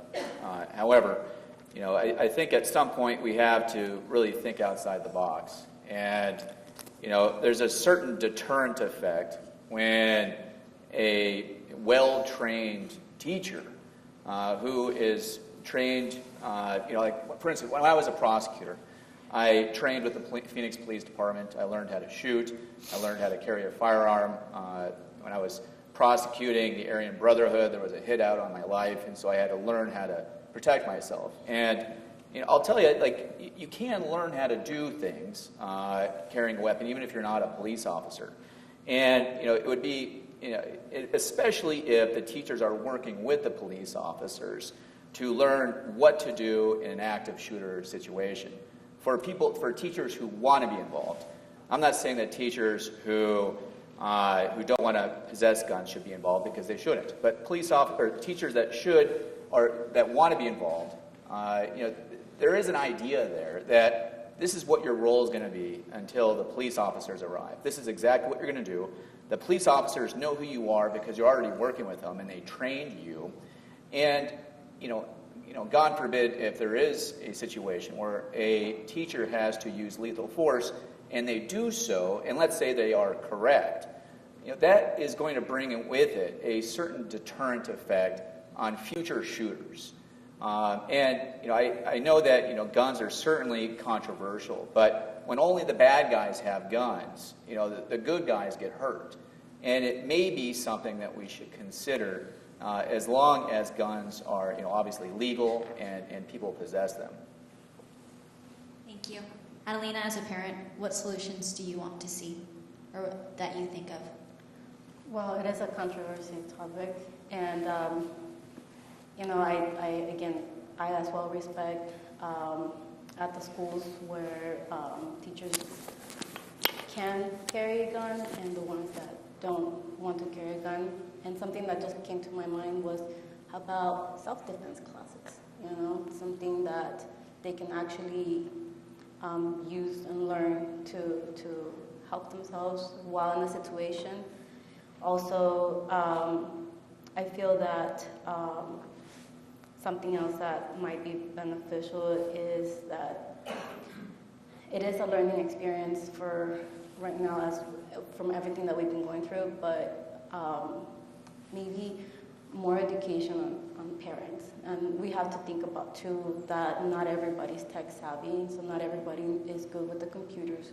Maybe just, you know, I've seen that we do have different languages, pamphlets, you know, information, you know, giving more awareness to the parents and ideas and tips on how to spot things, just like they were mentioning earlier. And I feel like all that will be helping us as parents, how to react in a situation when there is a lockdown, how for us, what to do. And I feel that as a parent, I'm always like, you know, looking at computers because I like searching stuff, but not everybody's like that. And some parents don't know what's going on. I also think that the level of education, it can also be a barrier.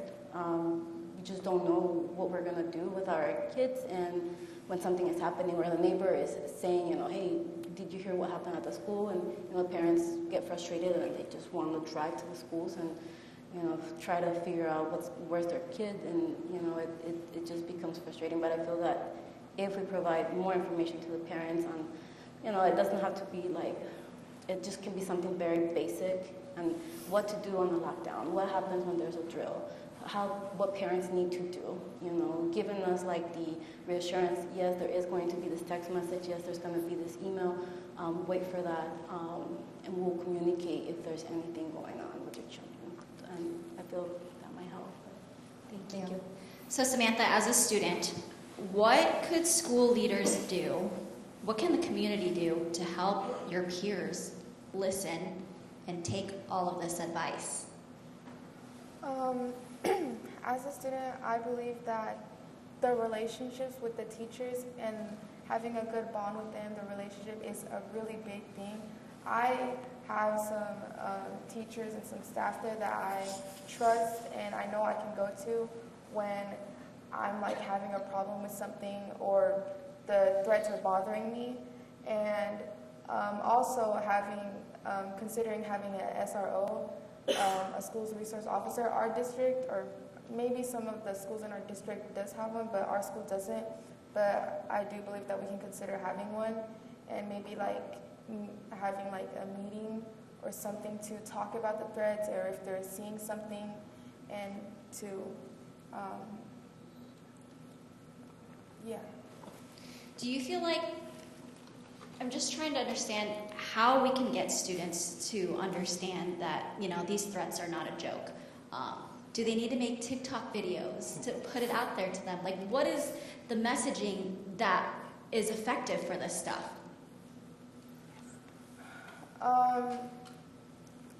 When I found out about the school shootings, it was on Instagram. It was, someone posted it. It was a random username, and someone reposted it, and that's how I saw it. It was high schools, middle schools, and elementary schools, and under that it had schools listed. And the only ones that I saw that were in the Phoenix Union was Metro. I think I also saw Heard and North, and I feel like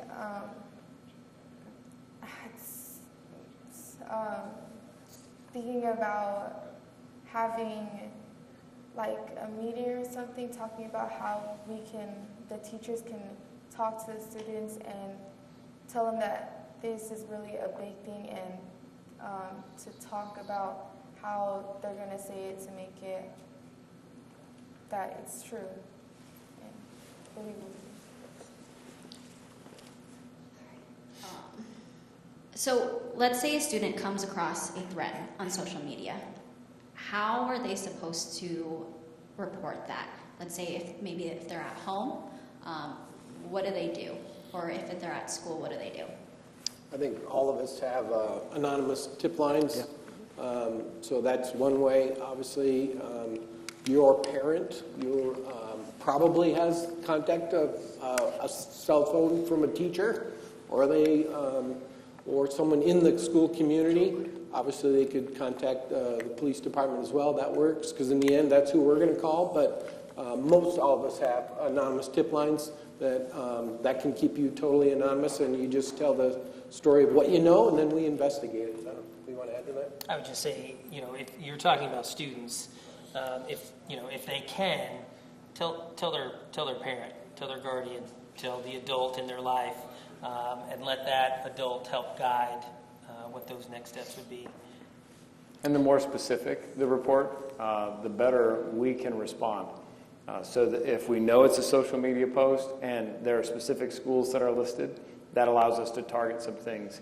It also allows people to say, okay, was that one that was digitally altered and repurposed, and it started on the East Coast and eventually made its way to Arizona, so it's not likely a real threat. Part of our challenge is we treat every threat as though it's legitimate, but it creates this sense of anxiety and fear because there's so much unknown. And we want our schools to be environments where students and staff both feel very safe when they're coming and can focus on their core work, which is learning. So we need to be aware, but also recognize that some of these things are just cycling through. So to the question you asked earlier, having and inviting students to be part of the solution with respect to the seriousness of reposting and sharing that information, there's a way to raise a concern without contributing to the problem, and they can be part of the solution.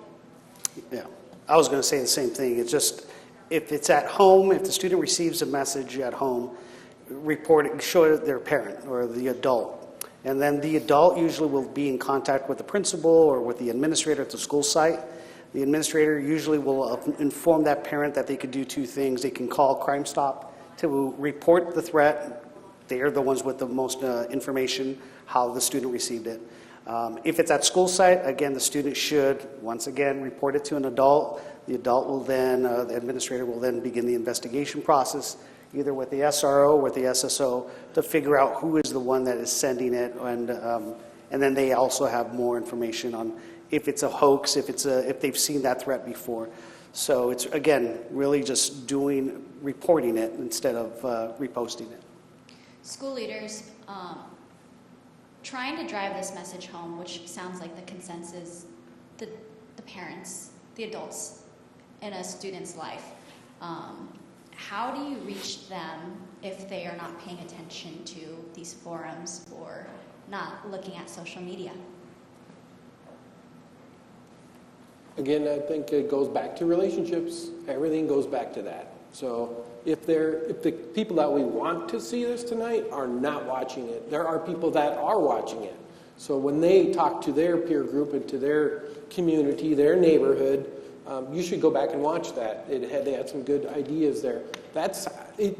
I just like you, I only take information from people I trust, and that is the same with our communities.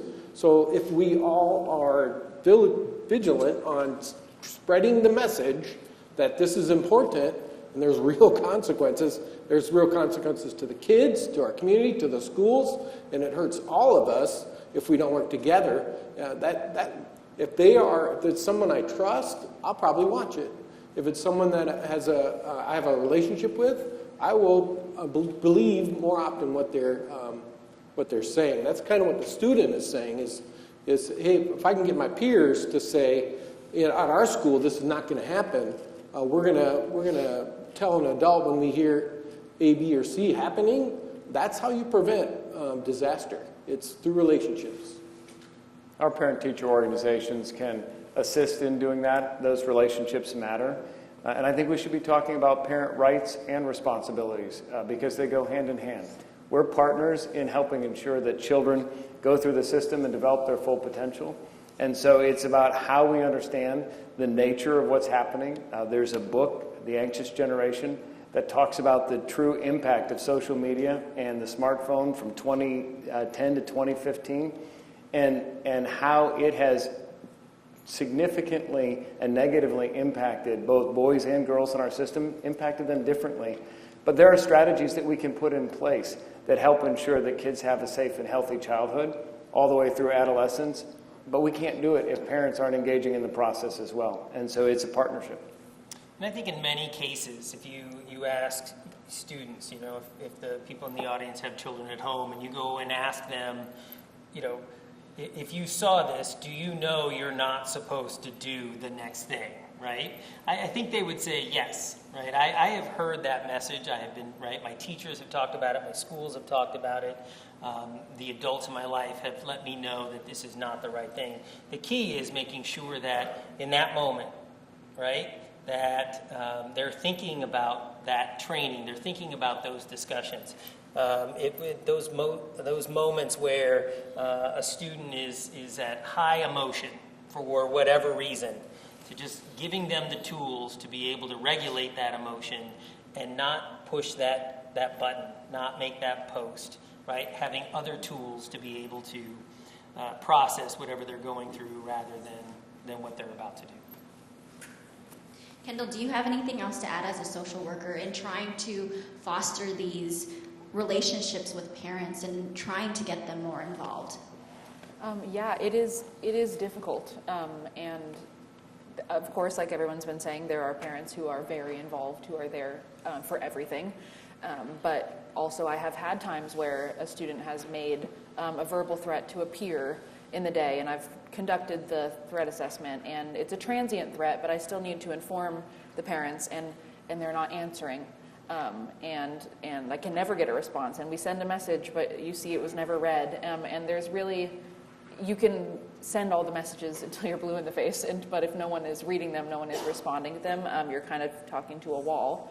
And I do think it does come down to the broader community of, like somebody said, having, you take information from people that you trust. And I think from peers, if that can happen with each other, that they'll listen to each other, even if they're not listening to adults. Hopefully that happens with parents too, that parents will listen to their kid's friend's parent.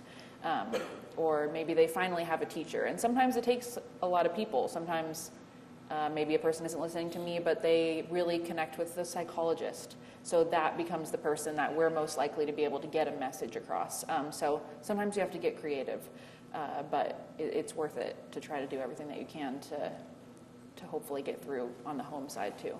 I think, Kendall, this is another question for you, and any of the school leaders can also weigh in on this. How does bullying take part or play a role in these threats that are happening right now, and how can we stop that? I can start at least. It's a really big part. And like I mentioned at the beginning of this, we're talking about big threats, but also most of the threats that I deal with are what kids think as jokes and as small threats, but quick threats. They're so quick to mention them to people of, I'm going to beat you up, or I'm going to hurt you, I'm going to hurt someone in your family, just because they're mad at somebody on the playground. And that is a multiple times a day occurrence across our campus. And I'm on an elementary school campus, and that's a problem from our 5-year-olds to our 12-year-olds. And that leads to social isolation, and that is a lot of these precursor type behaviors to bigger violence once people get older, is that social isolation, and that absolutely starts with bullying, little forms and big forms.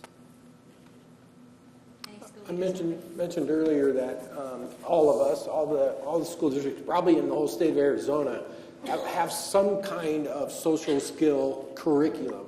And I think it's important as a leader to put importance on that. You know, we do have to get to the math, yes. We have to get to the language arts, yes. But if a kid is not socially and emotionally ready to learn, you're wasting your time. So it is important. We need to focus on those skills so a kid can be ready to learn. So then they recognize bullying, or that they won't do it themselves because they've learned the social skills on how to handle a conflict on the playground.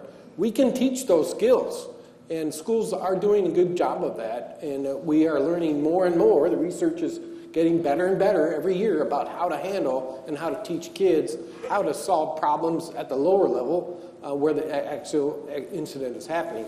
To that end, though, our adults in the political world that we watch every day are not helping us. They are the things that they say about each other with a camera in front of their face does not help. It creates this modeling that that's okay to go as low as you can go especially during this season, the political season, it's not solution-based. It's how many clicks can you get? So the crazier I am, the more clicks I get, and that's not helping. And so as a community and as a society, that's got to come down as well. It's not helping us. Thank you. So we're almost out of time. I want to get to each one of you for closing statements. Any message you want to drive home to the community tonight, or any solutions or hopes that you want to make this stop as we continue with the rest of the school year. I'll start with you, Dr. Finch. Vote November 6th, November 5th. We have a bond and override coming, which has a lot to do with our technology, our cameras, our fences, all those things that we've mentioned here that are important.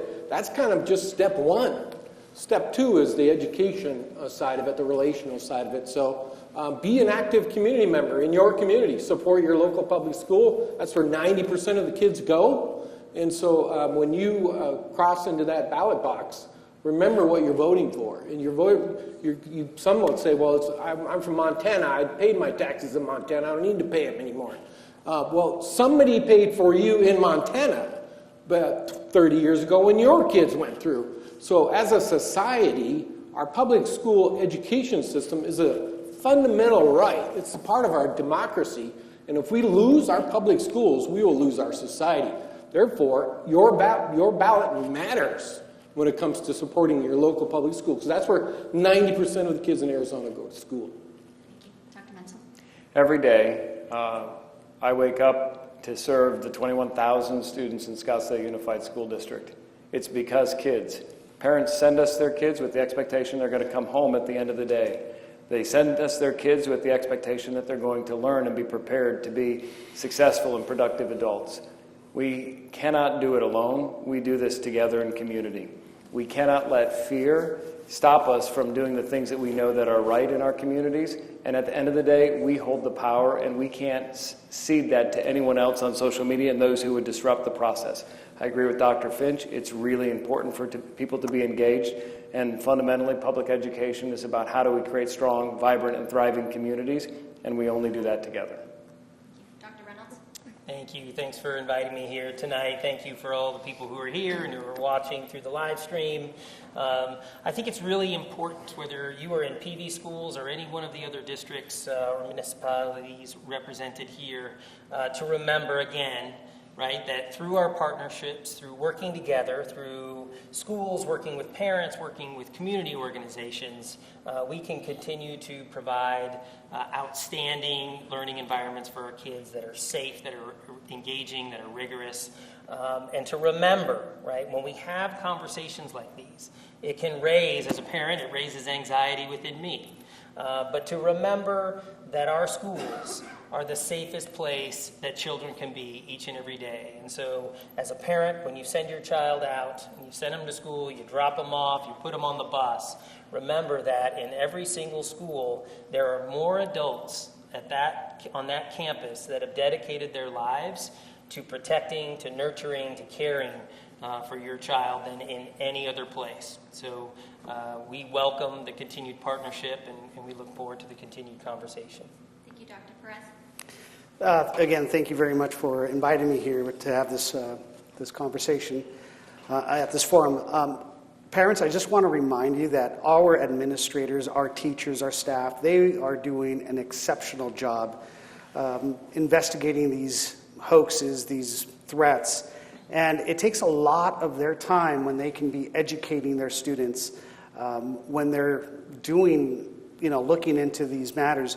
And the work that the administrators do, I commend you for all of that work that you're doing. And so, again, teachers, thank you so much for the work. Parents understand that, as Dr. Reynolds just stated, our schools are safe, and we will do everything in our power to continue providing that safe environment so that your students can learn at the school site. Sergeant Kimball? I think back to the second slide you showed, is that on a scale of 1 to 10, kids feel they're at 5 in schools, and we can't accept that. And so what we need to do is, and I agree with everything saying, the schools are safe.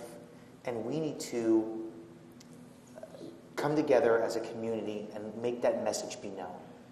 And parents are the cornerstone of that relationship. Speak to your kids about what's going on in schools. Give them expectations of their behavior on the internet and monitor what they're doing. And continue to foster those relationships within the school systems so that you have this framework of support and reliability and be engaged in your school and be engaged in your kid's life. That's where this is all going to really turn, is that we need to know, our kids need to know that they're safe in school. That number should be a 10 every time, in my opinion. It should be. And ultimately that's what we're here for, to work towards getting that to that spot. Thank you. Commander Ewer? The one thing I can say is this generation, our children are starving for attention, whether that's from you, whether that's from their peers, whether that's from their parents, their teachers, whoever it is, they are looking for attention, they're looking for validation, and they are able to get that online, whether it's in a positive way or a negative way, whether it's likes or whether it's shares, whatever it is, they are craving attention, and they're doing what they can to get that attention. And it's not just school threats, it's posting things online that people like or not like, or whatever it is, they are looking for attention. So keep an eye on your kids, engage with them, engage with kids that that you see, have your kids engage with other kids on the playground that aren't getting attention, other parents that seem like they're frustrated. I think it's reaching out and being that bystander that's just the helping hand, the support. You never know what a parent or a family member is going through, and to just be that watchful eye that shows some sort of care and compassion is very important. And appreciate our teachers. Show up to your parent-teacher conferences. Show up to all of the resources that they provide, because it is there for you, and ask for help. But I think the other thing that we didn't mention as far as reporting, not reposting, is a lot of these social media sites have the ability to report directly to social media. So if you're not comfortable to report it to somebody, or your child's not comfortable, push the report button that's on the Instagram, and it will send it to the social media. The social media will call us. So please don't feel like that's the only option. There are options on each social media site to also report threats, and they will still notify us. But if you're not comfortable or you don't have those resources, that is an option as well. Thank you. Melissa? I would say a large part of my job as a teacher is modeling the expectations for my students. And I think that all adults, we can do that, is model that behavior that we want to see in our young people. That when we hear something or come across something on social media that may not be the kindest thing, that rather than just flat out believing what's going on, that we do our research, that we're open with our kids. I have 2 children, and when we go through things, if something comes across, I'm very open with them about what is going on so we can talk through things, because I think my students, I know, need to hear that more often. They need to hear that this particular thing that you're saying may not be true. Let's do a little more research. You can always, any teacher is happy to answer questions from parents. We like to have that engagement. So if you hear something going on in the schools and you're not sure what's going on, please reach out to us. It's a great example to set for our young people, to say that you want more information. And hopefully that means that the next time they see something on social media, they'll think about it, they'll remember that interaction, and ask someone before they do anything, because we want them to report and not repost. I think a lot has been said, but I think we, as adults, as parents, as community members, we need to be okay with having the hard conversations with our kids, the uncomfortable conversations with our kids. If you please understand that as a school district, we're not trying to to have an adversarial relationship with our community and with our parents. That's not what we want at all. I would love to have more parent involvement. I would love to get more than 7 of my high school families that come to curriculum night or to meet the teacher night. I think as a parent, that sets a good tone that you care as a parent, and you want that relationship with your child's school. And I think the time has come for us to all start, as we have said multiple times, to come together as a community and just decide that this is not how we want things to be. And when we as a community decide that, then change is going to happen. And I think a lot of us we are very much ready for that change. And I think our students, our kids are ready for that change. Thank you again for having me tonight too. Yes. Kendall? I would just love to empower everybody who's here right now or listening to this to ask for help and ask for support if you need it, whether that be for questions about this topic, whether that be questions about maybe you're a parent and your child's academic progress, whatever that may be. Schools are a really great place to start if you have questions about anything and you don't know where to go to. Schools are equipped with people in all sorts of realms to help with that. And in my experience, I know if I don't have an answer, I'm not going to leave you high and dry. I'm going to look for what I can at least give you. So there are things and people who are out there to support in any of these situations. And I would just love for people to feel comfortable asking for that. Thank you. Josh? Yeah, thank you, and it's an honor to be here, and again, thank you for allowing me to be on the panel. As an attorney, I'll kind of look at this last part as just giving people some advice. The first of which is if you're a parent and you own a firearm, make sure to lock it up. It seems that the cases where parents are charged with criminal conduct, a common fact is that the firearms in the house were readily available to the minors who went out and committed mass shootings. The second piece of advice is to remind your children often that anything they do, their actions, can stay with them forever. And it can have devastating consequences on their college admission process, their freedom, jobs in the future, and so forth. And lastly, to the parents, there are some things that you should understand that, in the worst case scenario, when your child gets in trouble, you have a right to be there if they're questioned by police. So make sure that your child knows to not say anything until you have the opportunity to be there. And then for parents, you probably should contact an attorney before you allow your child to talk to the police officers where they are a suspect or a target of an investigation. So with that being said, thanks again for allowing me to be here. Thank you. Adelina? As well, thank you for allowing me to be here, and I thank each one of you for all the input and information that you have given tonight. I am taking a lot of learning home and stuff that I would like to share with other parents. I do believe that it is important for us as parents to engage and communicate and not be embarrassed or reach out to the parent that you see that is like more at the schools and get their numbers, stay in touch, and as well as they mentioned earlier, there's a parent social medias, parent views, there's Class Dojo where everybody can stay in touch and connected, but as well I feel that I want to, actually I'm just going to say it like this, I invite every parent tonight, just ask your child, how was your day? What's in your mind? What's going on? Let's talk. It takes 10 seconds and it can make a big change. If there is any type of issue going on tonight, it might be a good time to just ask that. Hey, how was your day?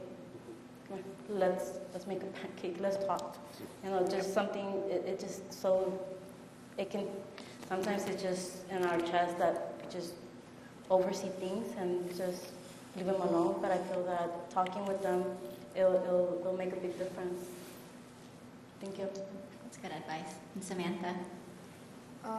Thank you so much for having me here today. And one big thing I want to say is be smart on your choices. Don't do something you'll regret later. Your actions will reflect on you either in a good way or a bad way.